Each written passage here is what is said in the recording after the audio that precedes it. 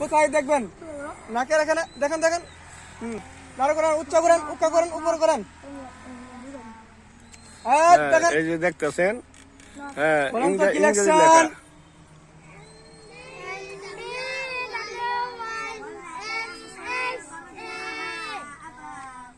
এটা কয় নাম্বারে কয়টি লেটার?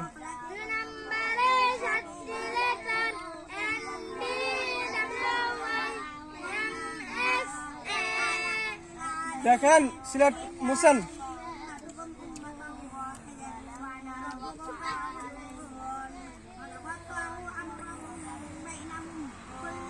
এই যে দেখতেছেন, ইনো কিন্তু পড়তেছে ওয়ানের ছাত্র, ইনো এই নার্সারির ছাত্র নাই। এক নাম্বারে একটি লেটার লেখেন।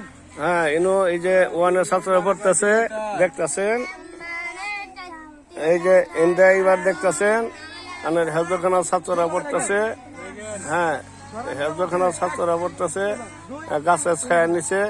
কিন্তু আপনারা স্কুল গরমের কাছে হেরে গেছে, কিন্তু মাদ্রাসার আল্লাহর কালাম যারা পড়তেছে তারা কিন্তু এই গরমকে প্রচন্ড গরমের সঙ্গে প্রতিযোগিতা করে কিন্তু আল্লাহর কোরআন, আল্লাহ এবং নবীর হাদিস তারা পড়তেছে, কিন্তু গরমকে তারা ভয় করতেছে না।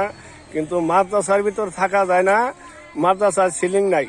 কিন্তু সিলিং নাই মাদ্রাসায়, সিলিং না থাকলে কি হবো? কিন্তু গাছের নিচে পড়তেছে, মাদ্রাসা সিলিং নেই, মাদ্রাসা প্রচন্ড গরম, কারেন্ট আছে, ফ্যান আছে, কিন্তু তবুও থাকা যায় না, গাছের নিচে পড়তেছে। আপনারা দোয়া করবেন।